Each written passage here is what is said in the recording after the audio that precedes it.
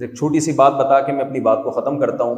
وہ جو ڈاکٹر مجھ سے پوچھ رہے تھے نا کہ اسلام میں کیا فضیلت ہے میڈیکل کالج میں پڑھنے کی, تو میں نے کہا اسلام کہتا ہے کہ جس نے ہزاروں انسانوں کی جان بچائی, ایک انسان کی جان بچائی ایسے جیسے ہزاروں کی جان بچائی.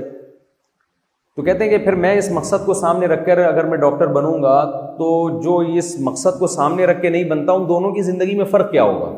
میں نے کہا فرق یہ ہوگا, آپ کا ہدف چونکہ انسانیت کی خدمت تھی, لہذا آپ ڈاکٹر بننے کے بعد جب کوئی پیشنٹ آپ کے پاس آئے گا تو پیسے آپ بھی اس سے لوگے اور وہ بھی لے گا جو مقصد حیات کو سامنے نہیں رکھتا. لیکن آپ لینے کے بعد اس کو جو نسخہ لکھ کے دو گے نا, وہ دوا میڈیکل اسٹور میں آپ کے ماموں کی دکان کے علاوہ بھی کہیں اور وہ نسخہ مل رہا ہو. ورنہ ڈاکٹر جو نسخہ لکھ کے دیتے ہیں نا, وہ کلینک کے ساتھ جو میڈیکل اسٹور ہوتا ہے اس کے علاوہ پوری دنیا میں وہ میڈیسن کہیں بھی بولے نا نہیں مل رہی. میں نے تو کئی بار تجربہ کیا, ڈاکٹر صاحب نے ایک میڈیسن لکھ کے دی, ہم گئے, یہاں ختم ہو گئی ہے تو پوری کائنات میں WHO کے پاس بھی نہیں ملے گی وہ آپ کو. تو آپ کا کیا خیال ہے, اس ڈاکٹر کا مقصد انسانیت کی خدمت تھی؟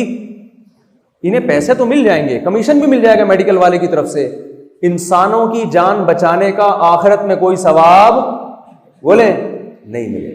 اگر ان کا مقصد انسانیت کی خدمت ہوتا, ہدف یہ ہوتا کہ انسانیت کی خدمت تاکہ اللہ خوش ہو جائے, تو یہ وہ میڈیسن پیشنٹ کو لکھ کے دیتے جو معیار میں اچھی ہے اور قیمت میں سب سے سستی ہے. پیشنٹ تو آپ پر اعتماد کر کے آیا ہے. تو میں نے ڈاکٹر کی ایک مثال دی ہے, آپ کالج سے فارغ ہونے کے بعد زندگی کے جس شعبے میں بھی جائیں, آپ نے نیت یہ کرنی ہے میں نے اپنے ملک کی, اپنی قوم کی ترقی کا ذریعہ بننا ہے. جیسے یوسف علیہ السلام نے ارادہ کیا تھا, پیسے بھی ملیں گے انشاءاللہ آپ کو, عزت بھی ملے گی انشاءاللہ آپ کو, لیکن ٹارگٹ اور ہدف آپ نے دولت اور عزت کو نہیں بنانا. یہ دولت اور عزت ایسی چیز ہے کہ انسان صحیح چیز کو جب ہدف بناتا ہے تو دولت اور عزت اس کے پیچھے بھاگتی ہے, اور اگر آپ کا ہدف صحیح نہیں ہوگا تو آپ دولت اور عزت آپ کے آگے آگے اور ساری زندگی آپ اس کے پیچھے پیچھے بھاگتے بھاگتے بالآخر تھک کے چور ہو جاؤ گے, ایک دن موت کا شکار ہو جاؤ گے آپ.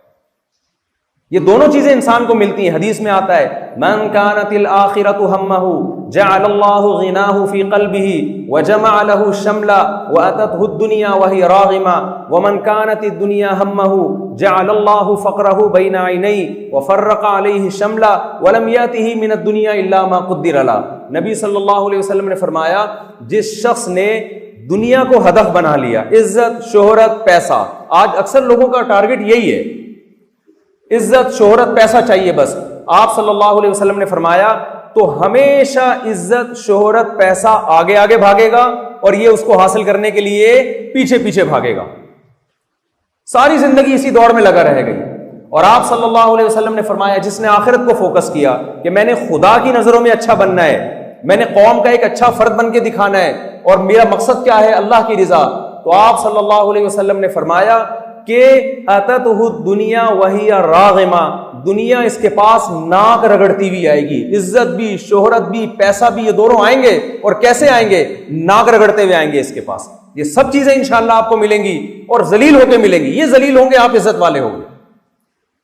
ایک بزرگ کے پاس ایک بادشاہ گیا نا, اور کہنے لگا کہ بادشاہ سلامت کبھی ہمارے در پہ بھی آیا کریں. بادشاہوں کے پاس, حکمرانوں کے پاس جانے والوں کی دو قسمیں ہوتی ہیں, ایک وہ جو اپنے مفاد کے لیے جاتے ہیں اور ایک وہ جو قوم کے مفاد کے لیے جاتے ہیں.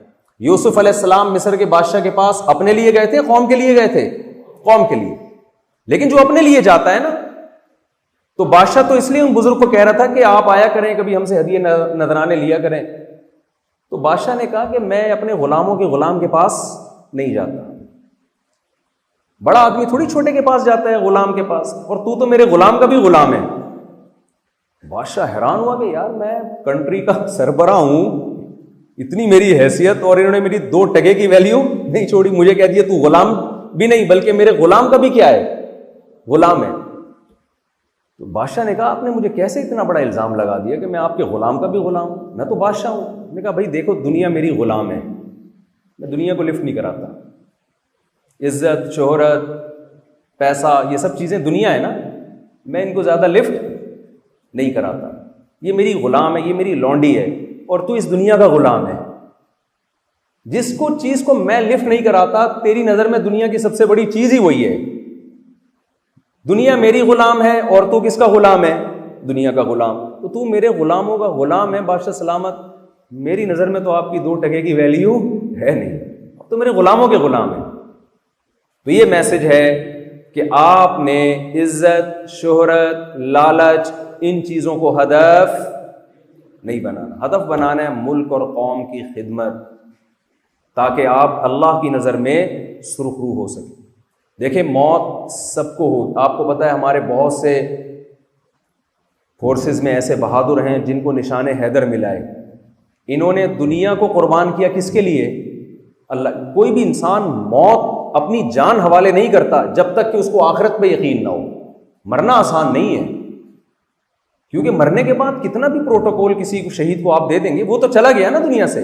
جب تک آخرت پر ایمان نہیں ہوتا انسان اپنی جان اپنی قوم کے لیے کبھی بھی پیش نہیں کرتا. یہی تو وجہ ہے، ہم نے غیر مسلموں سے سنا ہے کہ ہمارے فوجیوں میں وہ موٹیویشن نہیں ہوتی جو مسلم فوجیوں میں ہوتی ہے.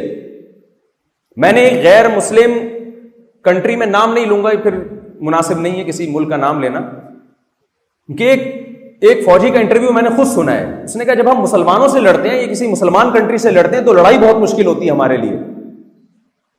پوچھا گیا کہ یہ میں نے خود سنا ہے، میں نے کہا کیوں لڑائی مشکل ہوتی ہے؟ انہوں نے کہا دے فائٹ ٹو ڈائی. یہ لڑتے ہیں کس کے لیے؟ یہ مرنے کے لیے لڑ رہے ہوتے ہیں، یہ شہادت تلاش کر رہے ہوتے ہیں. ہم مرنے کے لیے تھوڑی لڑتے ہیں، ہم تو اس لیے لڑتے ہیں کہ یار اس لڑنے پہ ہمیں تنخواہ ملتی ہے، پیسے ملتے ہیں ہمیں. مر گئے تو وہ پیسے ہمارے کس کام کے؟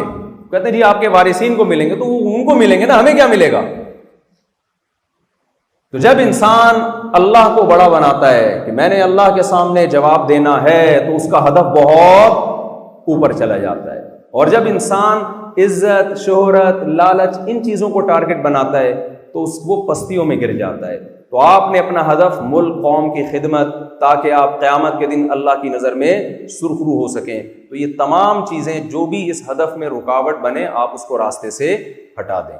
میں دعا کرتا ہوں جو کچھ میں نے کہا اس میں جو کمی کوتاہی ہوئی اللہ تعالیٰ معاف فرمائے، اور جو اس میں حق بات ہوئی ہے اللہ تعالیٰ ہم سب کو اس پر عمل کرنے کی توفیق عطا فرمائے.